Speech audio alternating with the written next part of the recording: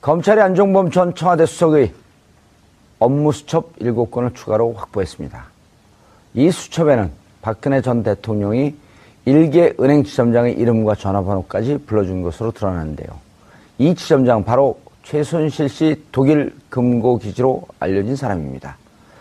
박 전 대통령이 왜 최순실의 금고지기 전화번호를 안종범 전 수석에게 불러줬을까요?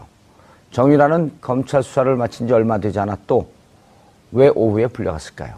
검찰이 뭔가 새로운 증거를 발견한 것 같습니다. 이 문제와 관련해 전문가 세 분 모시고 말씀 나눠보도록 하겠습니다. 고재열 시사인 기자 자리하셨습니다. 네, 안녕하십니까. 예. 점입가경에 죽었는 줄 알았더니 어렸을 때 우리가 속담을 잘 배운 것 같아요. 네. 꺼진 불도 다시 보자. 꺼져도 꺼진 게 아니죠. 예. 끝나도 끝난 게 아니다. 그리고 시사인이 그 전에 수첩 안종범 시사인 꼭 얘기해야겠어요. 네. 왜냐하면 국내 언론사 중에 그 17건, 39건, 전부 56건 가지고 있는 언론사 우리가 유일하니까. 근데 그럼 보여주자는데 어떻게 알아요, 우리가? 기사로 증명하지 않습니까? 일부만 나온 것 같은데. 그런데 저희도 이제 그때 의문이었던 게 정말 중요한 수첩이 몇 건 좀 빠진 것 같다. 그런 생각을 했었거든요. 그런데 지금 이번에 7건이 나와서 그 부분을 채워주는 것 같습니다. 활용정점. 네. 용의 눈에 해당하는. 예. 아하. 활용정점이라는 표현 아세요? 조대준 변호사님? 네, 알고 있습니다. 아직 소개 안 했습니다. 예. 조대준 변호사 자리하셨습니다. 네, 안녕하십니까. 예. 원래 옛날에 이 군사 독재 정권 시절에는요, 소개하지 않는데 미리 나오면 구속시켜요. 알겠습니다. 자, 그럼 대신데 이경수 교수님 네, 자리하셨습니다. 안녕하십니까. 예. 오늘 세 분은 회색으로 유니폼 맞춰 입고 나오셨어요? 네, 지금 갈치가 제철이니까. 갈치가 제철이니까. 예. 세 분의 회색 분자와 정체성이 불명한 제가 진행하도록 하겠습니다. 알겠습니다. 중요 수첩인가 봐요? 네. 내용이? 그런데 내용 일부 언론에 공개된 것 이외에는 못 보셨죠? 네, 일단은 이제 지금 관건이 되는 것이 대통령이 안종범 전 수석에게 이상화에 대해서 이제 얘기를 하고 유럽의 국제전화 번호를 통화할 수 있는 번호를 알려주지 않았습니까? 이제 이 지점인데 사실은 시사인에서 한 4, 5개월 전에 반복적으로 박근혜 전 대통령이 이상화 당시 부장이었던 하나은행 이제 유럽 이 부장이었던 이상화를 빨리 승진시키라 그렇게 얘기를 해서 안종범 전 수석이 여러 각계의 압력을 가하는 그런 부분까지는 기사가 됐었습니다. 그런데 2015년 요 전에. 네. 그러니까 이상화 씨가 최순실의 금고지기로 꼽히는데 역할을 하려면 하나은행에서 지위가 높아야 되잖아요. 그래서 이제 처음에 요구했던 것은 유럽 총괄 본부장을 원했어요. 그런데 하나은행에서 이제 그걸 좀 안 된다고 그러니까 두세 단계 올라가는 거 아니에요? 그렇죠. 일개 부장급에서 부행장급에 해당되기 때문에 그래서 다시 이제 국내에서 해외 부문장을 시켜달라 그런 거예요. 그러니까 하나은행 그것도 어렵다. 그래서 하나은행에 꾀를 낸 게 글로벌 영업 2본부장을 만들었어요. 그래서 새로 만들어갖고. 그래서 그 자리에 이상화를 앉히는 거죠. 그게 독일에 있을 때입니까? 귀국해서입니까? 이제 2본부장을 만든 게. 귀국에서입니다. 귀국에서죠. 그리고 독일에 있을 때 이상화 이 당시 부장이 했던 이제 결정적인 역할 중에 하나가 정유라 씨에게 이 대출을 해주는데 대학생이잖아요. 대학생인데 국내 재산이 많으니 담보가 있으니 대출해주겠다 그래서 38만 유로 정도. 36만 유로입니다. 정확하게. 그래서 한 4억 7천만. 4억 7, 8천 되는 그걸 이렇게 대출해줬던 이제 그런 그 전력도 있고 그리고 계속 기억이 나네요, 그것도. 기억해 보시면은 안종범 전 수석은 최순실을 모른다라고 계속 했었어요. 최순실과 자기는 직접 연락한 적이 없다. 그랬는데 지금 최순실 금고지기까지는 이제 이 연락한 정황이 나타나서 이번에 좀 의미 있게 받아볼 수 있을 것 같습니다. 야, 이게 진짜 저는 들어오기 전에 기사를 안 봐요. 여기 있는 분들 말을 듣고 스토리를 맞춰가 보거든요. 왜냐면 우리 시청자분들이 그렇게 한단 말이에요. 그 시청자한테 눈높이 맞추는 이런 환상적인 진행을 보셨나요? 처음 봤습니다. 예, 저도 처음 해보는 겁니다. 아니, 그런데 이게 36만 유로를 조 변호사님 36만 유로를 융자를 받습니다. 융자를 받는데 어떻게 융자를 받냐 하면 강원도에 있는 정윤회 땅을 담보로 독일에서 융자를 받아요. 그렇죠. 이게 개인으로는 도저히 불가능합니다. 그러니까 국내에 있는 은행이 그것을 담보로 해갖고 신용장을 독일로 날려줘요. 그렇죠. 그리고 독일에서 18만 유로씩 두 번에 걸쳐서 36만 유로를 융자를 받습니다. 정윤회가. 네. 정유라가. 예. 개인이 도저히 불가능한 거거든요. 신용장을 그 기업들이 하는 거예요. 내가 국내 재산이 많으니 독일에서 사업을 그렇죠. 하려고 하니 신용장 보내서 융자해 주십시오. 이게 기업들이 하는 일이거든요. 그렇죠. 그러니까 근데 요 과정을 덴마크에 구금되자마자 기자들이 물어볼 때 이걸 설명을 해요. 네. 돈은 이렇게나 받았습니다. 난 깨끗합니다, 돈이. 네. 자기는 아무것도 모르는 데는 이 정유라가 이 과정을 자세히 설명을 합니다. 네.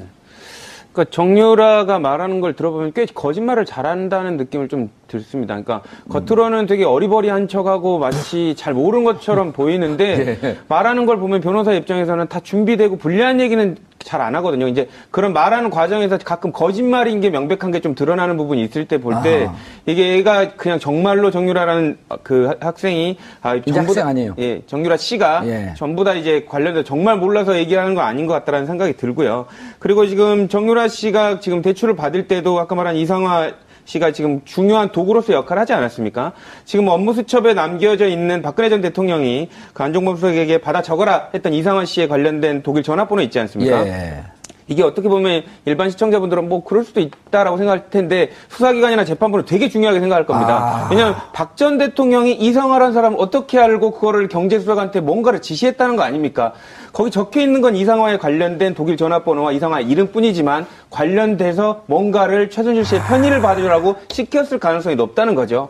아마 재판부가 재판을 하게 되면 박 전 대통령한테 이 질문을 할 겁니다. 그러면 안종범 수석에게 경제수석에게 이상화 씨 전화번호와 이상화 씨 이름을 말해주고 그리고 뭘 지시를 했냐. 그리고 지시를 한 다음 날 돈이 들어간 거에 관련돼서 전혀 아는 바가 없냐라고 캐 물을 겁니다. 근데 박 전 대통령의 대답은 모릅니다. 제가 그랬나요? 라고 대답을 할 텐데 그러면 이제 더 미움만 사겠죠, 재판부한테. 그래도 재판부는 이 증거 능력에 대한 확신을 가질 것이다. 그렇죠. 그리고 안종범에게 지시해서 이 뇌물이 건너가는 과정을 박근혜 전 대통령이 총괄 지휘했다는 심정을 굳힐 것이다. 그러니까 일단 그 안종범 수석이 제가 그걸 적어놨는데 박 전 대통령이 그거를 지시해서 이렇게 한 부분을 전혀 모르겠습니다라고 해도 정황상으로는 박 전 대통령이 지시한 게 됩니다. 예. 근데 안종범 수석이 재판 나와서 그 얘기를 할 겁니다. 분명히 박 전 대통령이 이상화에 관련된 부분을 정보를 주고 관련돼서 정확하게 기억은 나지 않지만 그런 부분을 챙겨보라고 했다 진술이 나오는 순간 박 전 대통령이 이제 빠져나갈 구멍이 없는 거죠.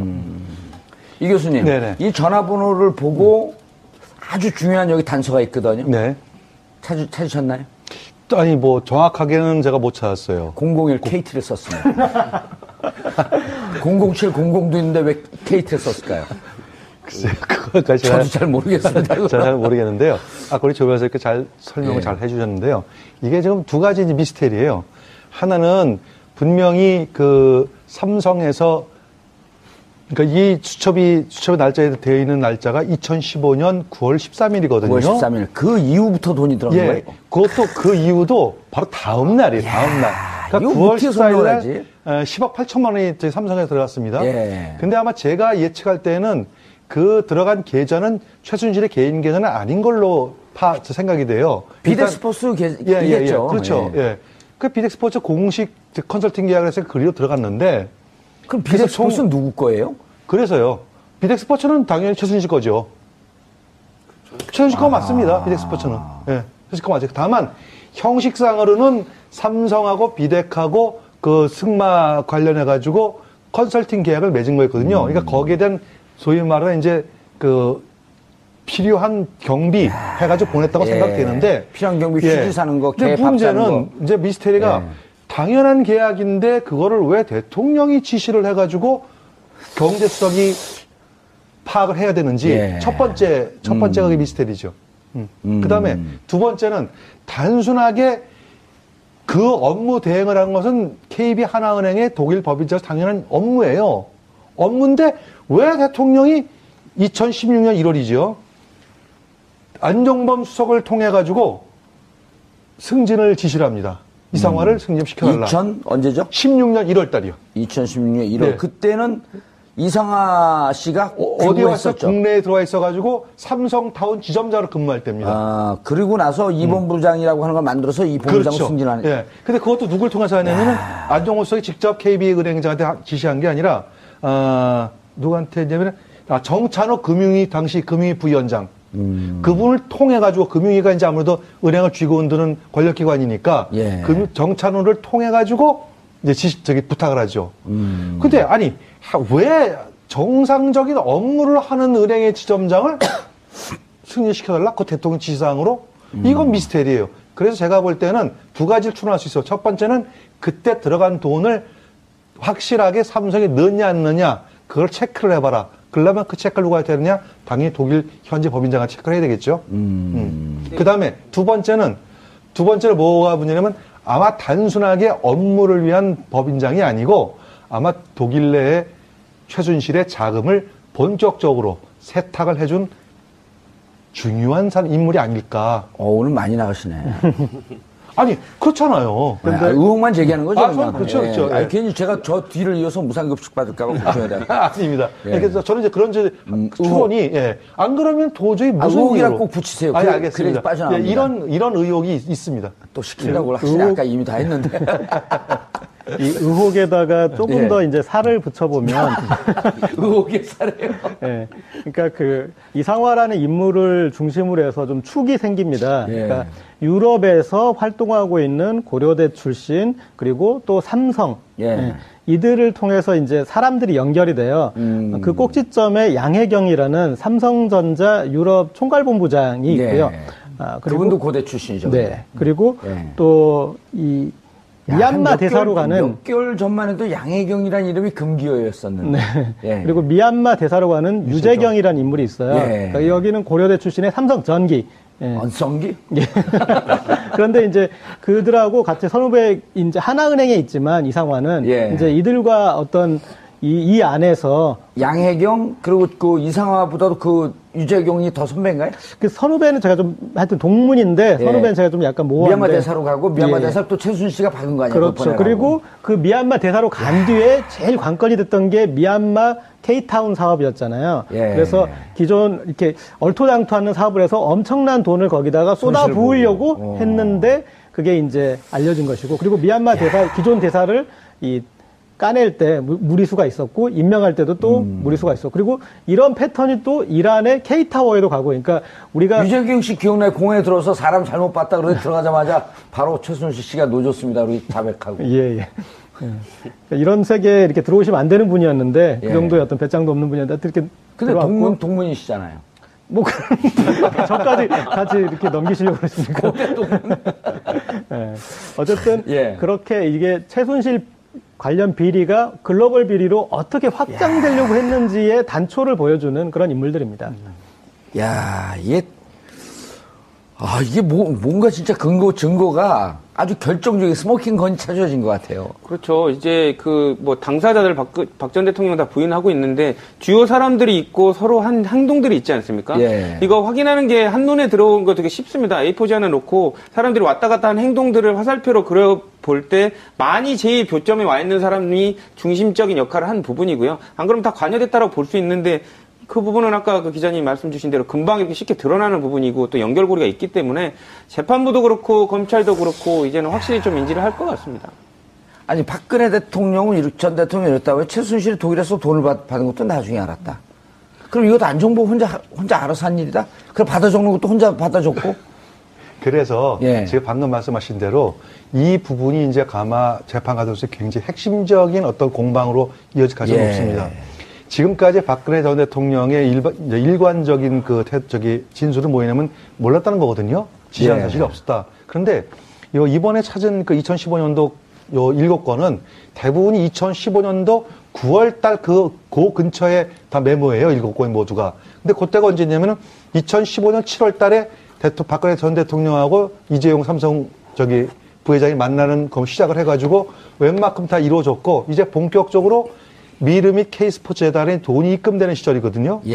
그렇기 때문에 어쩌면 가장 바쁜 시기에 어떻게 보면 바쁘다는 말 표현이 좀 이상합니다만 어쨌든 안종범 수석 입장에서 볼 때는 이 두 재단 관련해서 굉장히 엄청난 일을 할 요 시기였기 때문에 아마 대통령의 지시사항은 꼬박꼬박 적었던 내용이 바로 이 내용이에요.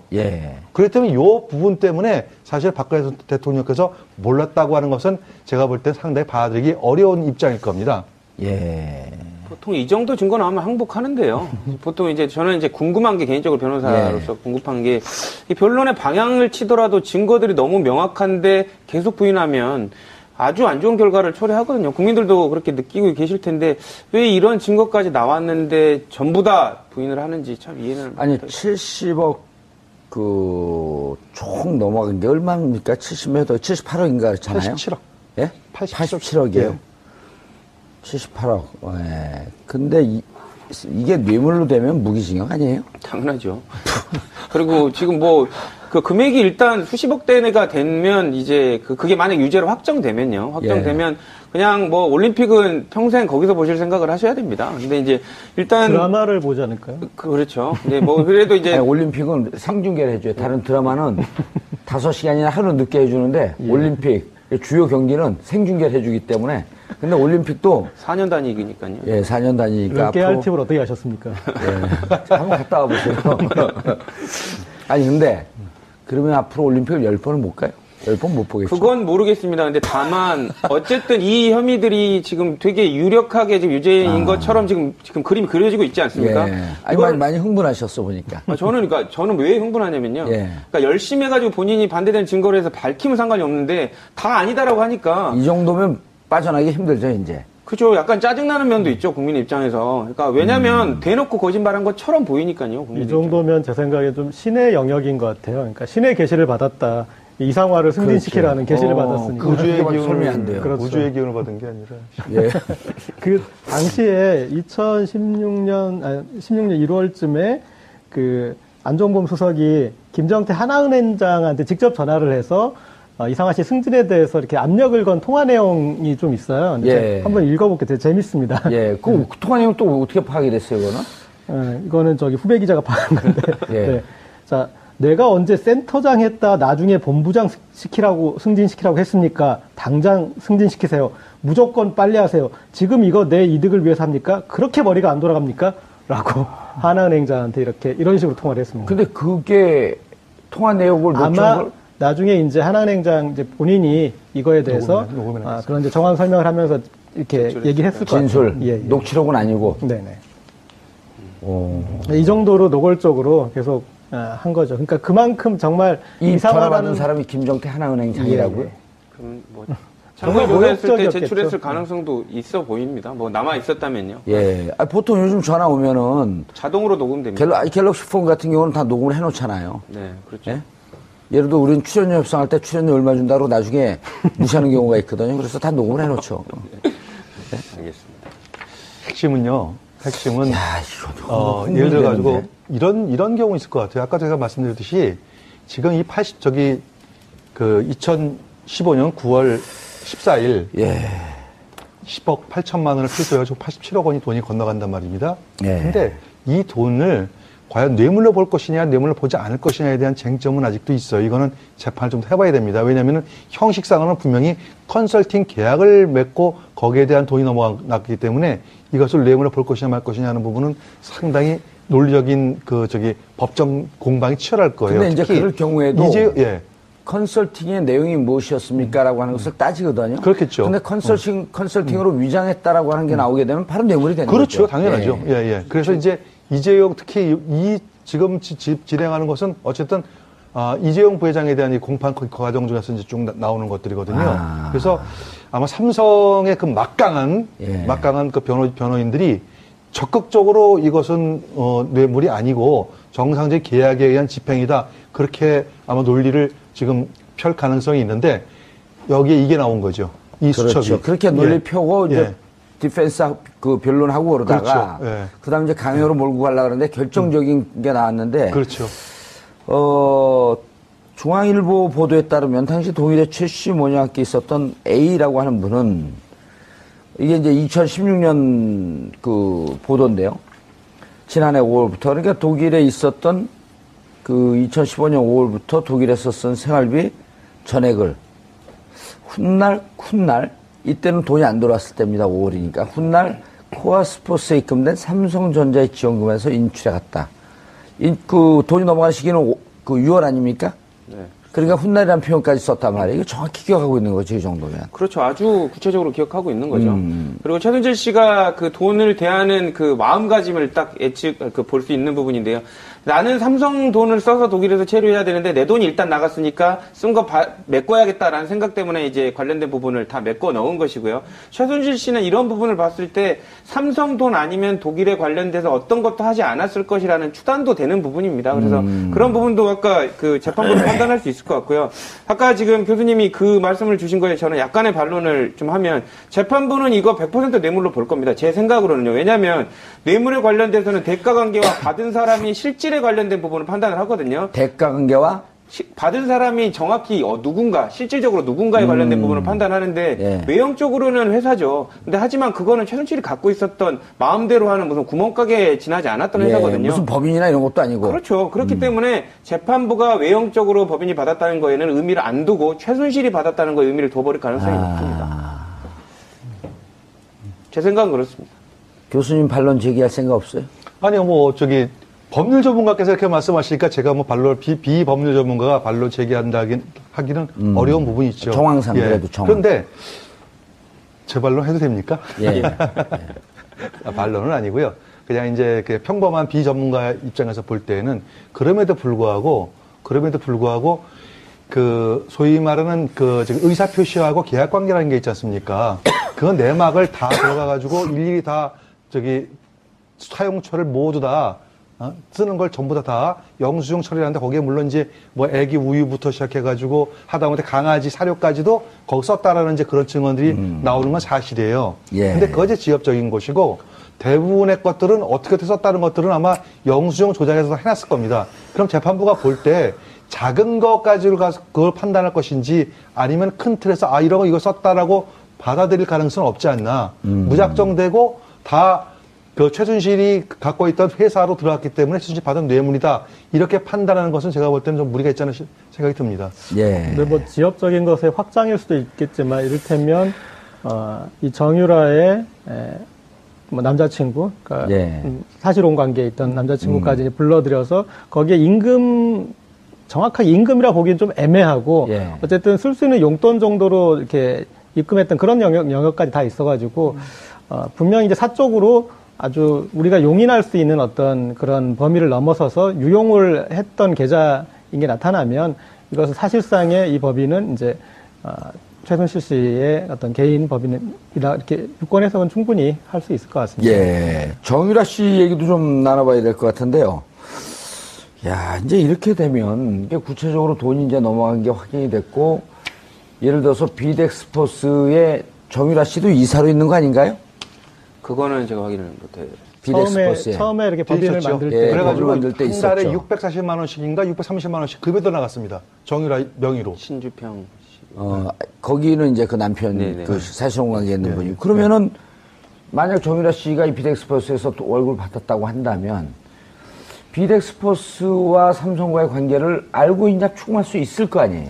근데 이제 정유라는 시종일관 모든 문제에 대해서 본인의 그 대학의 뭐 전공 수업 뭐 나는 그런 걸 듣는지도 본인이 뭐 그런 학생인지도 모르고 있었던 식으로 이렇게 계속 모른다라고 하고 있어서 예. 그래서 이제 어떤 또 명의가 쓰인 부분들이 또 있고 그렇게 지분까지 이제 들어가 있는 그런 부분도 있긴 하지만 계속 그런 좀 이제 부인으로 일관해서 뭐 그게 처벌을 떠나서 정유라로부터 어떤 다른 내용이 밝혀지기는 그렇게 쉽지는 않을 것 같습니다. 그런데 이게 이제 지금 문제가 되고 있는 게 뭐냐면 정유라 씨 구속영장을 재청구할 것이냐 말 것이냐 했는데 지금 이제 김병욱 더불어민주당 의원이 13일 며칠 안 됐죠. 교육부로부터 제출받은 자료를 보게 되면 정유라 씨가 귀국하면서 얘기했던 게 지금 다 또 거짓말로 드러났단 말이에요. 네. 자기는 전공이 뭔지도 모른다. 언제 학교 간다 그랬냐. 엄마가 다 했다. 그런데 여기 보게 되면 교수님하고 주고받은 메일 중에서 안녕하세요. 체육과학부 몇몇몇 학번 정유라 학생입니다. 본인이 보낸 이메일이에요. 그걸 누가 보냈죠 그럼? 이상한 씨가 보냈나요? 그러니까 이런 걸 갖고 검찰은 사실은 거짓말을 한 것을 있다라고 하는 것을 거짓말한 것을 들이대면서 이런 것도 모른다고 하니 증거인멸의 위험이 있는 거 아닙니까? 라고 재청구할 가능성이 있지 않을까요? 그렇죠. 그러니까 거기다 증거 인멸 혹은 이제 증거 조작 뭐 그렇죠. 여러 가지 예. 그런 그 여지가 있어서 그러니까 저도 사실은 국민들 많이 실망하셨을 거예요. 그러니까 예. 왜냐하면 정유라 관련해서는 충분한 시간이 있었기 때문에 거기에 대해서 법적인 그런 부분들이 다 충분히 입증할 수 있는 구속영장을 발부받을 수 있을 만큼의 돼 있을 줄 알았는데 막상 이제 그런 결과가 나와서 실망스러우셨을 것 같은데 근데 그 짧은 기간 안에 이렇게 만회해서 하는 게 또 쉽지는 또 않을 것 같아요. 예. 야, 이게 어떻게 될 것 같아요? 그 구속영장 청구. 일단 뭐 특검을 거치면서 정유라 씨에 관련된 여러 부분, 그러니까 다른 혐의에 관련된 부분도 자료는 있을 것으로 보입니다. 하지만 이제 검찰이 이번에 그 정유라 씨에 관련된 구속영장 청구할 때는 업무방해나 공무집행 방해만으로도 충분히 나올 거라고 이렇게 자신을 했던 것 같습니다. 예. 그래서 확실한 것만 했는데 안 되다 보니까 본인들도 좀 당황한 것 같고요. 예. 그래서 지금 특검이나 이런 그 전에 이제 조사했던 그 여러 가지 뭐 외국환 거래법이라든지 범죄 수익에 관련된 은닉에 관련된 그 법률에 관련된 부분에 처벌을 받을 수 있는지 부분을 추가해서 영장을 청구할 수도 있을 것 같은데 또 기각되면 또 이제 코너에 몰리기 때문에 이 부분을 좀 신중하게 할 것으로 좀 보이기는 합니다. 그런데 지금 이상화 씨 같은 경우도 소환 조사해야 되지 않나요? 그렇죠. 조사할 필요가 있다고 보여집니다. 왜냐하면 지금 예전에는 그냥 뭐 이상화 씨가 해준 게 뭐 특별한 대우가 아니라 그냥 뭐 당연히 받을 수 있는 건 합법적이었다라고 했지만 지금 대통령이 관련해서 콕 집어가지고 지시한 정황이 나왔거든요. 그렇죠. 그러니까 그거는 특혜일 가능성이 높고 뭔가 이상화 씨가 관련된 내막을 많이 알고 있을 가능성이 높아진 상황이죠. 처음엔 참고인이라도 그 소환을 해서 조사하다가 피의자 신분을 전환하고 바로 그렇죠. 구속영장 청구해서 넣고. 뭐 그렇죠. 절차가 필요하면 그렇게 될 것 같고 저는 이상화 씨 반드시 조사해야 된다고 봅니다. 그뿐만이 아니고 지난번에 노승일 부장이 한번 증언한 게 있어요. 독일에 있는 최순실 씨의 그 재산 형성 과정 그 안에는 이제 자금 세탁도 있고 외환 도피도 있을 거예요. 이것을 확실하게 밝혀내기 위해서 4명을 조사해야 된다고 그렇게 증언한 게 있습니다. 그 4명이 누구냐면은 이상화, 그 다음에 데이비드 윤, 그 다음에 코덱 스포츠의 장남수 대리라고 실무 책임자가 있습니다. 장남수 대리, 그 다음에 이제 뭐 박승관 변호사라고 이렇게 얘기가 나오는데 박승관 변호사 제가 잘 모르시는 분이고요. 그러니까 박승관 변호사는 좀 일단 노트라도 이상화, 데이비드 윤, 코덱 스포츠, 장남수 대리 이 세 사람 반드시 조사가 필요하다 이렇게 얘기가 나왔거든요. 아마 정유라 씨 문제에 관련해가지고 확실하게 어떤 정유라 씨 어떤 범죄 입증하려면은 적어도 이 세 사람 정도는 아마 추가 조사를 해보면은 어느 정도 나오지 않을까 그렇게 생각합니다. 데이비드 윤은 실질적으로 독일에 있기 때문에 조사하기가 힘이 들고요. 현실 어렵겠죠. 예, 장남수 씨도 가능하죠. 국내 들어와 있나요? 아니, 소환해서 국내 없다면 소환해도 해야죠. 일단 이상화 씨가 여기서 키맨일 가능성이 높네요. 그렇죠. 근데 키맨인데 제가 볼 때는 오히려 코덱 스포츠의 장남수 대리가 더 키맨이 아닐까 싶습니다. 예. 아니, 그러니까 이상화 씨, 장남수 대리가 만약 독일에 있다고 한다면 지금 당장 소환하기 힘이 되니까 이상화 씨를 조사하고 하면서 조사하는 과정에서 말이 예를 들어서 앞뒤 안 맞는다고 하게 되면 장남수 대리하고 둘을 뭐 대질시키면서 이제 확인해 보면 될 거고. 그러니까 일단 이상화 씨를 소환해야 되겠네요. 저는 이상화 씨를 왜 조사해야 된다고 생각하냐면요. 이상화 씨가 진급이 빠른 것도 이상하지만 없는 자리를 만들면서까지 저렇게 강압적으로 승진을 시키라고 했던 이유. 뭔가 최순실 씨가 많이 꼭 챙겨줘야 될 만큼 많은 비밀을 알고 있어서 뭔가 치적을 좀 이렇게 해줘야 될 상황이 아니었나. 그러니까 해외에서 돌아가는 돈의 시스템이나 흐름을 알고 있을 가능성이 되게 높은 인물 중에 하나죠. 그러니까 이상화 씨 이상해. 진짜 이상하잖아. 이게 어떻게. 독일에서의 그 과정을 다시 이제 좀 복귀해 보면 독일이란 나라가 사실은 비자금을 운용하기에 상당히 불리한 나라, 어려운 나라죠. 그리고 그런 이제 비자금에 대해서 독일이 민감한 것은 독일은 이제 그 비자금의 문제를 우리는 이제 어떤 정치 비리나 그런 차원으로 접근하는데 거기 독일은 그거 이상을 플러스해서 테러 자금으로 또 볼 수 있기 때문에 그래서 비자금에 대해서 상당히 제도가 까다롭습니다. 그래서 돈이 숨을 수 있는 어떤 그런 수 있는 나라는 아닙니다. 그런데 거기서 최순실 씨가 거기에서 이제 예전에 독일에 살았기 때문에 독일로 갔는데 그 독일에서 그런 문제를 해결할 때는 훨씬 더 복잡한 제도들의 문제를 풀어줬어야 되는데 그럴 때 그 이상화를 비롯한 고려대 삼성팀의 역할을 좀 유추해 볼 수 있는 거죠. 그러니까 비덱스포츠 같은 경우도 사실은 이 처음 설립 과정을 보면은 독일에서 그러니까 빨리 법인을 빨리 진행을 해야 되는데 그 빨리 하기 위해서 과정을 어떻게 했냐면 이미 만들어진 페이퍼 컴퍼니를 사요. 그러니까 페이퍼 컴퍼니를 만드는 게 아니라 페이퍼 컴퍼니를 사가지고 그것을 이렇게 이제 여러 형태로 변형해서 사용하는 이제 그런 방식을 사용하는데, 그래서 어떤 그 구조를 만들고 법인을 세우고 하는 이런 그 과정에서 이상화 씨가 중심적인 역할을 했다라고밖에 볼 수 없고, 여기에 있는 그 박 변호사가 아마 삼성하고 이렇게 계약하고 저기 할 때 최순실 쪽으로 이렇게 대행했던 그분을 말씀하시는 것 같은데, 이분에 대해서도 어떤 식으로든 조사가 좀 필요할 것 같습니다. 예. 그런데 이제 문제는 이제 제가 왜 이상화 씨 말고 장남수 대리를 계속 언급하냐면은, 이상화 씨하고 장남수 대리하고 수상한 여행을 한 서너 번 해요. 국내에도 들어오고, 그리고 인천하고 프랑크푸르트를 왔다 갔다 하면서 꼭 두 사람이 동행을 합니다. 이상화 씨가 장남수 대리. 그 다음에 특히 아까 저희 고재열 기자님 하신 말씀 중에서 독일은 굉장히 자금 세탁에서 엄격하게 처리를 하거든요. 우리나라처럼 그렇게 단속 처리를 하지 않습니다. 말씀하셨듯이 테러 자금 때문에 그렇거든요. 그런데 그래서 프랑크푸르트하고 덴마크의 올보리를 왔다 갔다 한 것도 다 두 사람이 바로 이상화 씨하고 장남수 대리하고.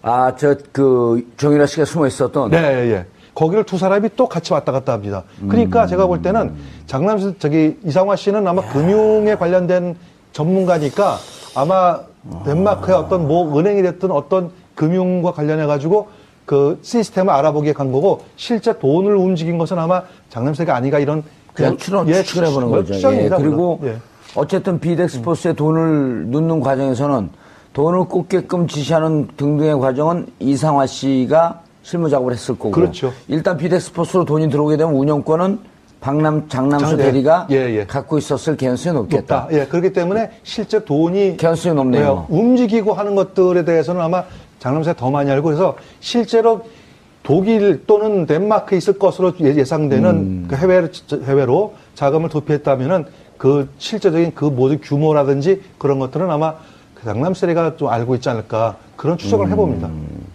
이쯤 되면 어디에서 걸더라도 정유라 씨를 다시 재청구할 수 있는 길이 열리지 않을까? 예를 들어서 이대 같은 경우도 난 모른다, 꽈도 모른다 했는데 지금 거짓말이 드러났단 말이에요. 그렇죠. 그럼 비덱스포스에 돈 꽂는 과정에서 이상화 씨가 개입하고, 그리고 이상화 씨 들어와서 실질적으로 이상화 씨 같은 경우는 여기서 자기가 모든 것을 독박 쓰고 무슨 태극기 깃발을 휘두르면서 투사도 아닌데 내가 모든 거 다 책임지겠어, 이럴 상황이 아니잖아요. 그렇죠. 자기는 시키는 대로 좀 도와줬고 승진 좀 했을 뿐인데 너가 책임져야 된다고 하게 되면 얘기하지 않을까, 지금에는? 지금 조사하면 그래도 순순히는 안 얘기할 걸로 보입니다. 왜냐면 어쨌든 지금 재판이 진행되고 있는데 괜히 엮이기 싫으니까 자기는 위법적인 부분을 가담 안 했다고 얘기를 할 텐데, 어쨌든 이제 재판부나 수사기관은 그렇게 따져 묻겠죠. 이게 정황상 너무 엮여 있을 가능성이 높으니까요. 이 번호가 나왔으면요, 변호사님, 이 번호가 나왔으면 이 번호와 통화한 전화를 조회했으면 되잖아요. 그렇죠. 통화 기록 조회하면 국내에서 누가 여기 통화됐는지 나올 거 아닙니까? 그렇죠? 네. 그럼 국내에 있을 때 안종범 씨하고 통화한 기록, 혹은 또 국내에 있을 때 장시호나 누구 등등과 연락된 기록, 이렇게 되게 되면 그 전화번호를 중심으로 해갖고 거미줄이 또 펼쳐질 거 아니에요. 그렇죠. 근데 아마 대포폰 썼을 겁니다. 최순실 씨가 대포폰 쓰라고 하지, 그래도 안 알려진 대포폰으로 다 활용했을 것 같고요. 그리고 최순실 씨 지위에 있는 사람들 안종범은요? 안종범도 대포폰을 썼을까요? 저는 개인적으로는 그렇게 생각합니다. 아니, 대포폰 쓰라고 그 노트에는 없잖아요, 지시사항이. 근데 그 대포폰을 썼더라도 저희 시사인에서 파악한 대포폰 번호들이 있어요. 그리고 대포폰을 쓰더라도. 시사인 얘기 안 하면 안 돼요? 얘기하다 시사인에 탁탁 걸려요. 네, 그런데 대포폰 쓴 기간들이 한 6개월 정도씩은 돼요. 그러니까 아무리 대포폰이라도 너무 자주 바꾸지 못한 거예요. 그렇죠. 맞습니다. 그래서 그리고 거기에 이렇게 걸리는 번호들이 있고, 그 뒤에 또 장시호 씨가 또 알려주고 하고 그래가지고 몇 개 있어서 그거랑 또 비교해보면은 어느 정도 그런 통화 횟수나 그런 것들은 복원할 수는 또 있을 것 같습니다. 대포폰 대 대포폰을 쓰게 되면 추적을 못 하겠지만 001이라고 하는 이 전화 이상화 49-어쩌고저쩌고 하는 이상화 전화번호 나왔기 때문에 여기와 국내 통화한 기록을 쭉 거미줄처럼 찾아내서 조회를 하게 되면 누구 전화가 걸려 있는지 나올 거 아닙니까? 수사를 할 때 제일 중요한 게 한 번호만 픽스돼 있으면 됩니다. 그렇죠. 한 번호 픽스돼 있으면 겹치는 번호가 반드시 한 명은 있거든요. 그러니까 그런 부분들을 조회내면 이제 그 연결고리를 찾을 수가 있죠. 근데 아까 말씀 주신 대로 둘 다 대포폰이면 픽스가 안 돼 있으니까 확인을 못 하는데. 여기 나와 있단 말이에요. 자, 그런데 여기 나와 있는데 요날 전화번호를 받고 안종범 수석의 전화번호가 이쪽으로 갔어요. 그리고 간 다음에 누군가에게 또 전화를 해, 이분이, 이상화가. 그 전화를 했는데 이 전화한 내용 중에 한 명이라도 삼성 임원이 나오게 되면 끝나는 거 아니에요? 그렇죠. 아주 개연성이 높거나 그 업무에 관련된 사람이 했으면 뭐. 비검찰이 만주 변호사도 이 정도 하는데 이거 검찰이 이거 조회 못할까요? 그러니까 아마 생각을 하고 있을 겁니다. 그래서 이제 의지가 있으면 이상화 씨를 부를 텐데, 뭐 제가 검찰이었으면 당연히 이상화 씨를 제일 먼저 부르지 않아도 이건 전화번호가 나왔기 때문에 KT 해갖고 001 KT 아니에요. 내가 아까 KT 그래서 얘기한 거예요. KT 수양맥이 다 나오는 거죠. 어떻게 전화가 됐는지 전후로 해서. 그렇죠. 그리고 돈 들어가는 날 전후로 해서 삼성과 통화된 내용이 있었다?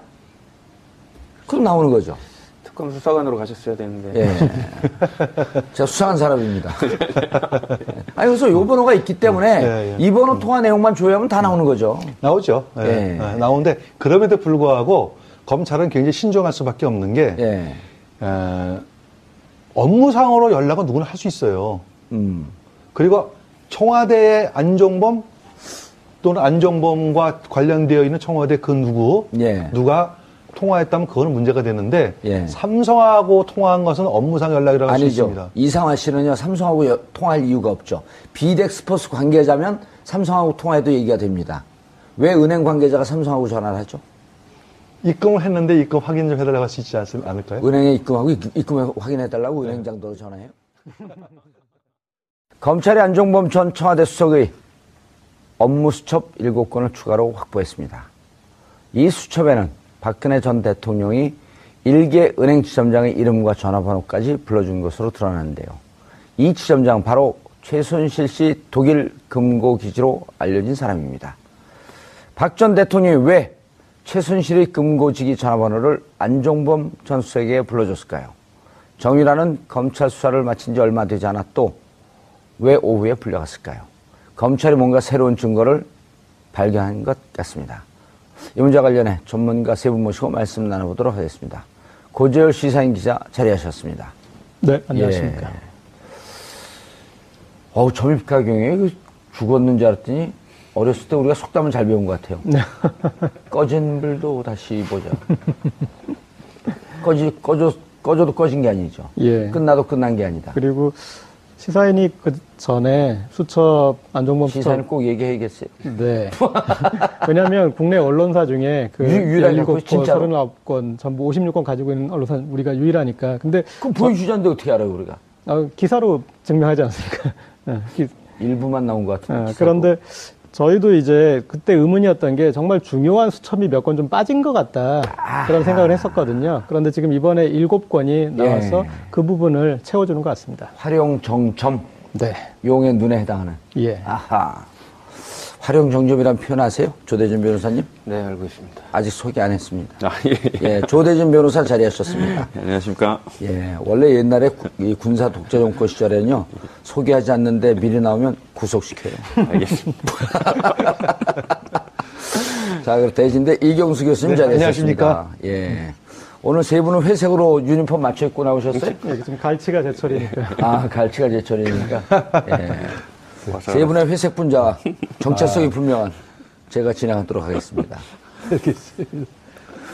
중요 수첩인가 봐요? 네. 내용이?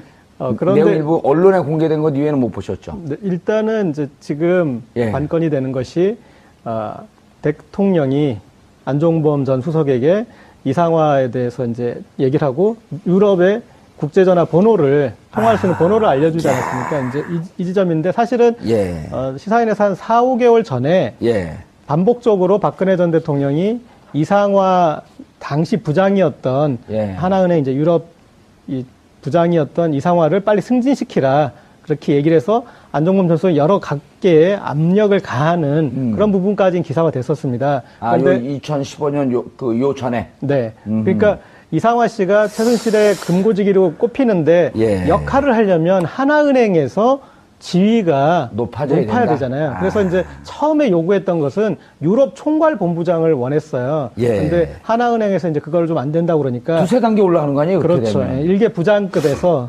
부행장급에 해당되기 때문에 그래서 다시 이제 국내에서 해외 부문장을 시켜달라 그런 거예요. 그러니까 하나은행 그것도 어렵다 그래서 하나은행에 꾀를 낸 게 글로벌 영업 2본부장을 만들었어요. 그래서 새로 만들어갖고. 그래서 그 자리에 이상화를 앉히는 거죠. 그게 독일에 있을 때입니까? 귀국해서입니까? 이제 이 본부장을 만든 게 귀국에서입니다. 귀국에서죠. 예. 그리고 독일에 있을 때 이상화 이 당시 부장이 했던 이제 결정적인 역할 중에 하나가 정유라 씨에게 이 대출을 해주는데 대학생이잖아요. 예. 대학생인데 국내 재산이 많으니 담보가 있으니 대출해주겠다 그래서 38만 유로 정도. 36만 유로입니다. 정확하게. 예. 예. 그래서 한 4억 7, 8천 되는 예. 그걸 이렇게 대출해줬던 이제 그런 그 전력도 있고 그리고 계속 기억이 나네요, 그것도. 예, 기억해 보시면은 안종범 전 수석은 최순실을 모른다라고 계속 했었어요. 최순실과 예. 자기는 직접 연락한 적이 없다. 그랬는데 지금 최순실 금고지기까지는 이제 이 연락한 정황이 나타나서 이번에 좀 의미 있게 받아볼 수 있을 것 같습니다. 야, 이게 진짜 저는 들어오기 전에 기사를 안 봐요. 여기 있는 분들 말을 듣고 스토리를 맞춰가 보거든요. 네. 왜냐면 우리 시청자분들이 그렇게 한단 말이에요. 네. 그 시청자한테 눈높이 맞추는 이런 환상적인 진행을 보셨나요? 처음 봤습니다. 예, 저도 처음 해보는 겁니다. 아니, 그런데 이게 36만 유로를 조 변호사님, 네. 36만 유로를 융자를 받습니다. 네. 융자를 받는데 어떻게 융자를 받냐 하면 강원도에 있는 정윤회 땅을 담보로 독일에서 융자를 받아요. 그렇죠. 이게 개인으로는 도저히 불가능합니다. 그러니까 국내에 있는 은행이 그것을 담보로 해갖고 신용장을 독일로 날려줘요. 그렇죠. 그리고 독일에서 18만 유로씩 두 번에 걸쳐서 36만 유로를 융자를 받습니다. 정윤회가. 네. 정유라가. 예. 개인이 도저히 불가능한 거거든요. 신용장을 그 기업들이 하는 거예요. 내가 국내 재산이 많으니 독일에서 사업을 그렇죠. 하려고 하니 신용장 보내서 융자해 주십시오. 이게 기업들이 하는 일이거든요. 그렇죠. 그러니까 근데 요 과정을 덴마크에 구금되자마자 기자들이 물어볼 때 이걸 설명을 해요. 네. 돈은 이렇게나 받았습니다. 난 깨끗합니다, 돈이. 네. 자기는 아무것도 모르는 데는 이 정유라가 이 과정을 자세히 설명을 합니다. 네. 그러니까 정유라가 말하는 걸 들어보면 꽤 거짓말을 잘한다는 느낌을 좀 들습니다. 그러니까 겉으로는 되게 어리버리한 척하고 마치 잘 모르는 것처럼 보이는데 네. 말하는 걸 보면 변호사 입장에서는 다 준비되고 불리한 얘기는 잘 안 하거든요. 이제 그런 말하는 과정에서 가끔 거짓말인 게 명백한 게 좀 드러나는 부분이 있을 때 볼 때 이게 얘가 그냥 정말로 정유라라는 그 학생이 전부 다 아니에요. 예, 정유라 씨가 예. 전부 다 이제 관련돼서 정말 몰라서 얘기하는 거 아닌 것 같다라는 생각이 들고요. 그리고 지금 정유라 씨가 지금 대출을 받을 때도 아까 말한 이상화 씨가 지금 중요한 도구로서 역할을 하지 않았습니까? 지금 업무수첩에 남겨져 있는 박근혜 전 대통령이 그 안종범 수석에게 받아 적어라 했던 이상화 씨에 관련된 독일 전화번호 있지 않습니까? 예. 이게 어떻게 보면 일반 시청자분들은 뭐 그럴 수도 있다라고 생각할 텐데 수사기관이나 재판부는 되게 중요하게 생각할 겁니다. 왜냐하면 박 전 대통령이 이상화라는 사람을 어떻게 알고 그거를 경제수석한테 뭔가를 지시했다는 거 아닙니까? 거기 적혀 있는 건 이상화에 관련된 독일 전화번호와 이상화 이름뿐이지만 관련돼서 뭔가를 최순실 씨의 편의를 받으라고 시켰을 가능성이 높다는 거죠. 아마 재판부가 재판을 하게 되면 박 전 대통령한테 이 질문을 할 겁니다. 그러면 안종범 수석에게 경제수석에게 이상화 씨 전화번호와 이상화 씨 이름을 말해주고 그리고 뭘 지시를 했냐. 그리고 지시를 한 다음 날 돈이 들어간 거에 관련돼서 전혀 아는 바가 없냐라고 캐 물을 겁니다. 근데 박 전 대통령의 대답은 모릅니다. 제가 그랬나요? 라고 대답을 할 텐데 그러면 이제 더 미움만 사겠죠, 재판부한테. 그래도 재판부는 이 증거 능력에 대한 확신을 가질 것이다. 그렇죠. 그리고 안종범에게 지시해서 이 뇌물이 건너가는 과정을 박근혜 전 대통령이 총괄 지휘했다는 심정을 굳힐 것이다. 그러니까 일단 그 안종범 수석이 제가 그걸 적어놨는데 박 전 대통령이 그거를 지시해서 이렇게 한 부분을 전혀 모르겠습니다라고 해도 정황상으로는 박 전 대통령이 지시한 게 됩니다. 예. 근데 안종범 수석이 재판 나와서 그 얘기를 할 겁니다. 분명히 박 전 대통령이 이상화에 관련된 부분을 정보를 주고 관련돼서 정확하게 기억은 나지 않지만 그런 부분을 챙겨보라고 했다 진술이 나오는 순간 박 전 대통령이 이제 빠져나올 구멍이 없는 거죠. 이 교수님, 네네. 이 전화번호를 보고 아주 중요한 여기 단서가 있거든요. 네. 찾으셨나요? 아니, 뭐, 정확하게는 제가 못 찾았어요. 001 KT를 썼습니다. 00700도 있는데 왜 KT를 썼을까요? 글쎄요, 그거까지. 저도 잘 모르겠습니다. 잘 모르겠는데요. 우리 조 변호사 이렇게 잘 설명을 잘 해주셨는데요. 이게 지금 두 가지 미스테리예요. 하나는 분명히 그 삼성에서 그러니까 이 수첩의 날짜에 되어 있는 날짜가 2015년 9월 13일이거든요. 9월 13일. 그 이후부터 돈이 들어간 거예요? 그것도 그 이후도 바로 다음 날이에요. 다음 날. 그러니까 9월 14일 날 10억 8천만 원이 저희 삼성에 들어갔습니다.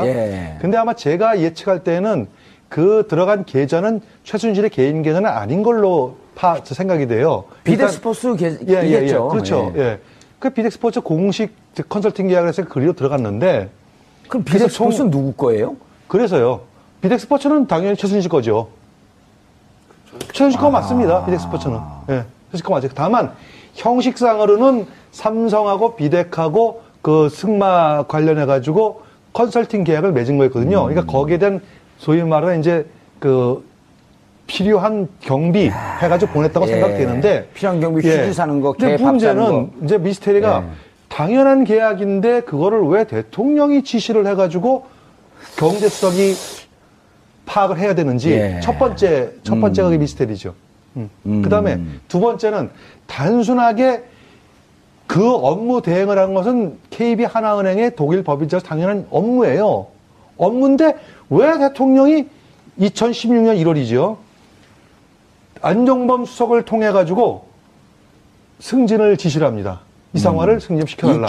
언제죠? 16년 1월 달이요. 2016년 1월. 네. 그때는 이상화 씨가 어디에 와서 국내에 들어와 있어가지고 삼성타운 지점장으로 근무할 때입니다. 아, 그리고 나서 이본부장이라고 하는 걸 만들어서 이본부장을 그렇죠. 승진하는. 예. 근데 그것도 누굴 통해서 하냐면은 안종범 수석이 직접 KB은행장한테 지시한 게 아니라, 누구한테 했냐면은, 정찬호 당시 금융위 부위원장.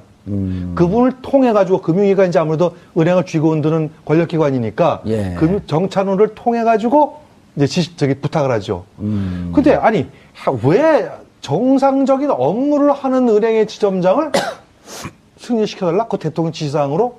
이건 미스테리예요. 그래서 제가 볼 때는 두 가지를 추론할 수 있어요. 첫 번째는 그때 들어간 돈을 확실하게 삼성에 넣느냐 안 넣느냐 그걸 체크를 해봐라. 그러려면 그 체크를 누가 해야 되느냐? 당연히 독일 현지 법인장가 체크를 해야 되겠죠. 그 다음에 두 번째는 뭐가 문제냐면 아마 단순하게 업무를 위한 법인장이 아니고 아마 독일 내에 최순실의 자금을 본격적으로 세탁을 해준 중요한 인물이 아닐까. 오늘 많이 나가시네. 아니, 그렇잖아요. 근데 의혹만 제기하는 거죠? 저는 그렇죠, 그렇죠. 아니, 괜히 제가 저 뒤를 이어서 무상급식 받을까봐 걱정해야 돼. 아닙니다. 그래서 저는 이제 그런 추론이, 안 그러면 도저히 무슨 의혹이라고 꼭 붙이세요. 아니, 알겠습니다. 빠져나갑니다. 이런 의혹이 있습니다. 또 시키려고 하시네. 아까 이미 다 했는데. 이 의혹에다가 조금 더 이제 살을 붙여보면. 의혹의 살이에요? 그러니까 이상화라는 인물을 중심으로 해서 좀 축이 생깁니다. 그러니까 유럽에서 활동하고 있는 고려대 출신, 그리고 또 삼성. 이들을 통해서 이제 사람들이 연결이 돼요. 그 꼭지점에 양혜경이라는 삼성전자 유럽 총괄본부장이 있고요. 그리고 그분도 고대 출신이죠. 네. 그리고 또 미얀마 대사로 가는 몇 개월 전만 해도 양혜경이라는 이름이 금기어였었는데. 그리고 미얀마 대사로 가는 유재경이라는 인물이 있어요. 그러니까 여기는 고려대 출신의 삼성전기. 전기? 그런데 이제 그들하고 같이 선후배 이제 하나은행에 있지만 이상화는 이제 이들과 어떤 이 안에서 양혜경 그리고 그 이상화보다도 그 유재경이 더 선배인가요? 그 선후배는 제가 좀 하여튼 동문인데 선후배는 제가 좀 약간 모호한데 미얀마 대사로 가고 미얀마 대사 또 최순실씨가 박은 거 아니에요? 그렇죠. 그리고 그 미얀마 대사로 간 뒤에 제일 관건이 됐던 게 미얀마 K타운 사업이었잖아요. 그래서 기존 이렇게 얼토당토하는 사업을 해서 엄청난 돈을 거기다가 쏟아 부으려고 했는데 그게 이제 알려진 것이고, 그리고 미얀마 기존 대사를 까낼 때 무리수가 있었고, 임명할 때도 또 무리수가 있었고, 그리고 이런 패턴이 또 이란의 K타워에도 가고, 그러니까 우리가. 유재경 씨 기억나요? 공항에 들어서 사람 잘못 봤다 그러서 들어가자마자 바로 최순실 씨가 놓줬습니다. 우리 자백하고. 이런 세계에 이렇게 들어오시면 안